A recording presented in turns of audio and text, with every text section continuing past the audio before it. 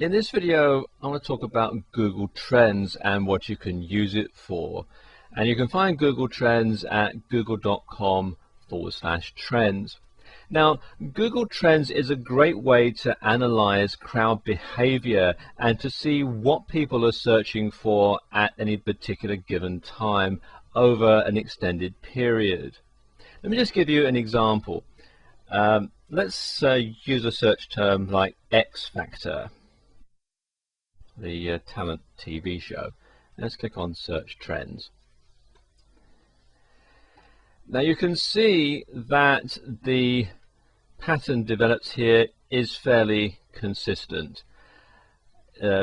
Interest starts to build as the show is trailed, and then after the winner is announced it drops off and it's fairly flat again until the next year. And as I move along here, you can see that the troughs and peaks get more pronounced, mainly because over the years more people start to get broadband internet access and internet enabled cell phones, which means that they can search more often. And you can also see at the bottom here there's a news reference volume. You can see what's being written about the X Factor all the way along.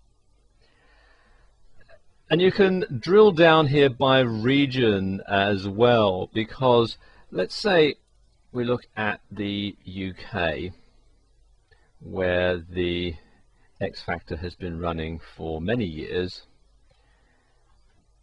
and you can see here search volume goes up fairly regularly, and then you've got more news items and so on here. But if we switch that to the United States, you can see that the search volume and the news reference is pretty flat up until around 2009, when Simon Cowell announced that he was going to be leaving American Idol to concentrate on bringing the X Factor to the US. And then you've got other peaks when further announcements were made. You can see here there were more news stories being written about, and then you've got the various peaks as the show starts to take off and so on. And you've got, see, this one here shows the peak in traffic when Simon Cowell to leave American Idol, and these when various things have happened on the show. You know, when people started writing about Cheryl Cole and Paula Abdul and so on. Now, finding cyclical patterns in search volume data is very interesting, because it can tell you when you want to start marketing your product or service, when there's going to be a lot of demand.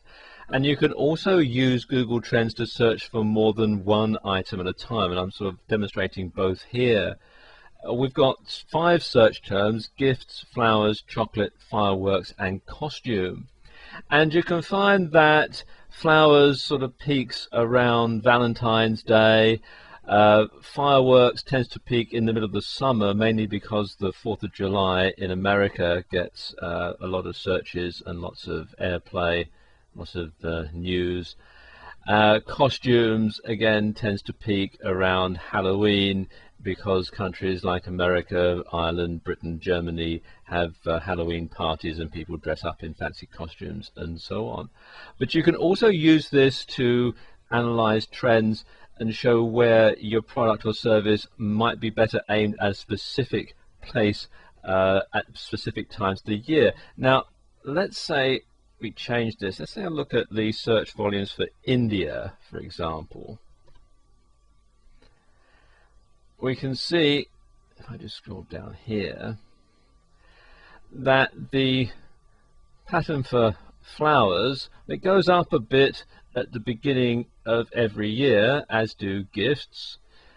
But also you notice here that fireworks tends to peak around the end of the year, when people buy fireworks for Diwali, as do chocolate. That's the beginning of the year as well, and so on. So you can use this data to tailor product launches or to tailor campaigns aimed at specific markets at specific times of the year.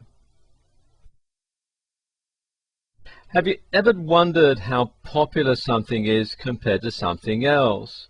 Well, search volume is a great indicator. Now, if we compare Google, Yahoo and Bing, for example, we can see the cultural shift over time in online searching. In fact, we can even pinpoint the month, and you can see right here, where Google, and again here, where Google overtook Yahoo in terms of search popularity. You can also see that Bing is just a small line on the graph because it's so new. But you can also see that it got popular when it was first launched, but it's flatlined ever since. So in short, there are many different ways that you can use Google Trends to mine search data to do better research. And these are just a few examples to get your creative juices flowing.